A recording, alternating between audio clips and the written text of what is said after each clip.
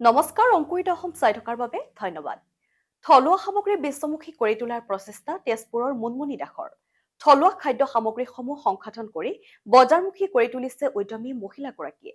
অসমৰ কৃষিপথাৰ হাবি জংঘলত সহজলভ্য মানিমুনি ভেদাইলতা তথা থলুৱা বনৌষধিৰ মাজত স্বাৱলম্বনৰ বাট বিচাৰি লৈছে উদ্যমী মহিলা মুনমুনি দাসে। শুক্ৰবাৰে কামৰূপ কাহিকোচিস্থিত উদ্যান শস্য গৱেষণা কেন্দ্ৰত ক্ৰেতা বিক্ৰেতা সন্মিলন মছলা আৰু মছলাৰ বাবে প্ৰদৰ্শনী শীৰ্ষক অনুষ্ঠানত ভাগ লৈ বহিৰাজ্যৰ ব্যৱসায়ীসকলৰ লগত মত বিনিময় কৰে। মোৰ নাম মুনুমণি দাস, মই তেজপুৰৰ হয়। বাইদেউ এই আপোনালোকৰ এটা ইণ্ডাষ্ট্ৰি আছে নহয় জানো? হয়, ইণ্ডাষ্ট্ৰি আছে, প্ৰচেছিং ইণ্ডাষ্ট্ৰি। হয়, তাত কেনেকুৱা ধৰণৰ কাম কৰা হয় সেই বিষয়ে প্ৰথমে আমাক জনাই লওক। আমাৰ ইয়াতে আচলতে অসমৰ থলুৱা যিখিনি মছলা হয়, লগতে শাক পাচলি হয়, ফল মূল হয়, থলুৱাখিনি সেইখিনিৰ ওপৰত আমি প্ৰচেছ কৰি পেলাই মাৰ্কেটত উলিয়াই আছোঁ। আমি B2Bও কৰিছোঁ, B2Cও কৰিছোঁ।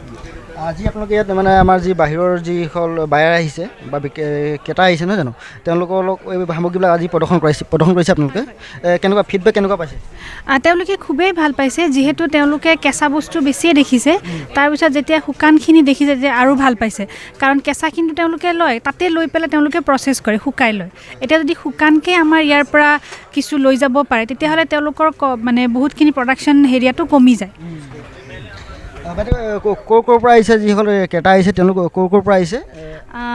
গুজৰাটৰ পৰা আহিছে, কিছুমান উৰিষ্যাৰ পৰা আহিছে, তামিলনাডুৰ পৰাও আহিছে, মহাৰাষ্ট্ৰৰ পৰা আহিছে, এনেকৈ আহিছে। তেওঁলোকে এগ্ৰিমেণ্ট বা যোগাযোগ কৰা কিবা মানে এই প্ৰদৰ্শনী যি হ'ল কিবা ভৱিষ্যতলৈ কেনেকুৱা ধৰণৰ কিবা পজিটিভ কিবা আছেনে? হয়, এই বছৰে তেওঁলোকে আমাৰ পৰা কিছু চেম্পল ল'ব বুলি কৈছে। যদি চেম্পলখিনি ভাল পায় তেওঁলোকে আৰু যদি আমি বাল্কত দিব পাৰোঁ তেওঁলোকে আমাৰ পৰা ল'ব। এই বছৰৰ পৰাই চেম্পলৰ কামটো ষ্টাৰ্ট কৰিব।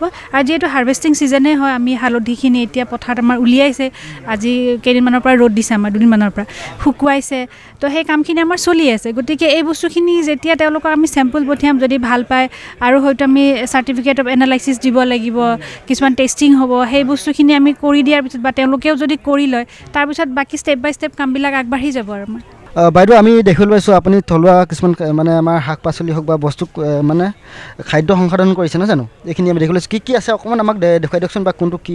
ইয়াতে আমাৰ আছে থলুৱা যিটো বগৰী হয়, সৰু বগৰীটো, সেইটো আমি গুড়ি কৰি পেলাই দিছোঁ। যিহেতু আমাৰ ইয়াততো যথেষ্ট আছে ৰ মেটেৰিয়েল, আমি বজাৰত আজি ডেইলি বজাৰতো যদি যাওঁ হাতত তেতিয়াও আমি পাম বগৰী। কিন্তু কথাটো হ'ল দিল্লী মুম্বাইত যিবিলাক মানুহ আছে তেওঁলোকে যদি বগৰীটো খাবলৈ মন যায় কেনেকৈ খাব? এই ফুড মেড নিউট্ৰিয়েণ্টছৰ আপুনি বটল ল'লে হয়, তাৰ পৰা আপুনি ৰেডি টু ইট খাব পাৰিব। ঠিক তেনেকৈ আমাৰ আছে ধৰক এইটো ত্ৰিফলা পাউডাৰটো হয়, এইটো মৰিংগা লিফ পাউডাৰ, এইটোৰ ওপৰত আমি কাম কৰি আছোঁ।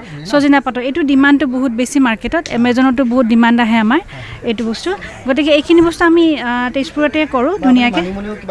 মানিমুনি কৰিছোঁ, আমি মানিমুনি কৰিছোঁ, ভেদাইলতা কৰিছোঁ। এইটো মানিমুনি আছে আমাৰ, ভেদাইলতা একচুৱেলি শেষ হৈ গ'ল, বিক্ৰী হৈ গ'ল। এইটো মানিমুনিটো আছে। তো এনেকৈ আমি কামবিলাক কৰোঁ। এতিয়াতো আমাৰ ধান কাটিব যেতিয়া জানুৱাৰী বা ফেব্ৰুৱাৰী মানত, মানিমুনি বহুত আহে, তো সেইখিনি আমি পথাৰৰ পৰা লৈ আহি পেলাই প্ৰচেছ কৰি একো নিদিয়াকৈ কেমিকেল ফ্ৰী হয় আমাৰ, আমি এইখিনি গুড়ি কৰি দিওঁ। বাইদেউ আমি দেখিবলৈ পাওঁ আমাৰ বাহিৰৰ পৰা বস্তুবিলাক কিছুমান বস্তু আহি আমাৰ অসমৰ গাঁৱৰ ভূঞে জকাই চুকলকৈ পাই যায়, কিন্তু আমাৰ বস্তুবিলাক আমাৰ মাজতে সীমাবদ্ধ হৈ আছে নহয় জানো? এইবিলাকক বাহিৰলৈ উলিয়াই আনিবৰ কাৰণে এনেকুৱা অনুষ্ঠানবিলাকে নিশ্চিতভাৱে সহায় কৰিব।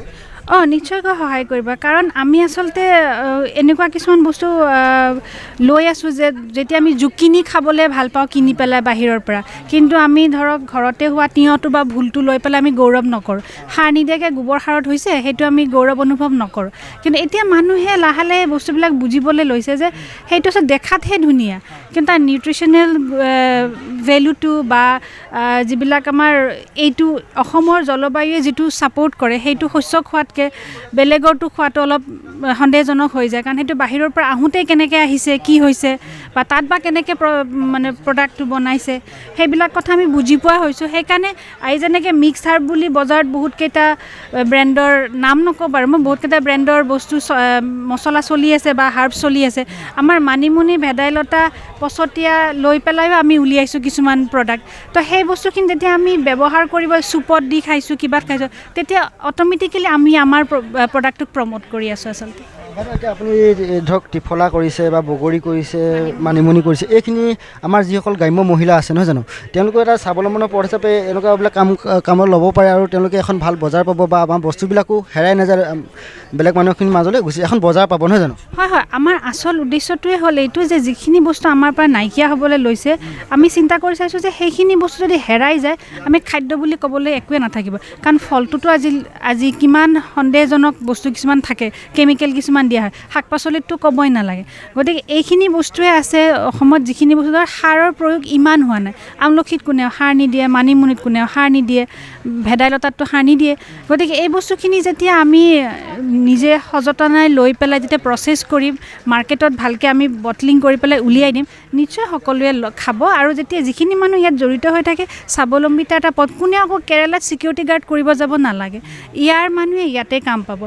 যিবিলাক মাক দেউতাক, বয়সস্থ মাক দেউতাকক ঘৰতে চাব পাৰিব, সেই চিন্তাটো আমাৰ থাকে ন, ল'ৰাজন বাহিৰত গুচি গ'লে কোনে চাব বেমাৰ হ'লে। গতিকে ইয়াৰ কাম আমি ইয়াতে সৃষ্টি কৰি, এখন বজাৰো ইয়াত সৃষ্টি কৰি ল'ব পাৰোঁ। বাইদেউ, আমি দেখিবলৈ পাওঁ আমাৰ গাঁও ভূঞেতো এতিয়া মানিমুনি হওক বা ত্ৰিফলা, যি কেঁচা মালটো মানে গাঁও ভূঞে মানে পৰিপূৰ্ণ হৈ আছে। এইবিলাক এতিয়া তেওঁলোকে এই কথাবিলাক নাজানে, আপুনি যেনেকৈ কৰিছে এই কামটো, তেওঁলোকে নাজানে। তেওঁলোক কিবা প্ৰশিক্ষণৰ ব্যৱস্থা আপোনালোকৰ তাত কৰিব পাৰে নেকি? আমি নিজে আচলতে শিকি আছোঁ, আমি ইমান জনা হোৱা নাই।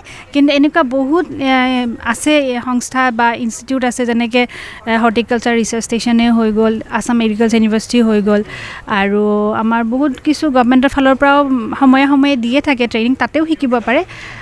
কিন্তু কথা হ'ল, চবখিনি কাম কৰাৰ আগতে DICCৰ লগত সম্পৰ্ক কৰিব লাগে।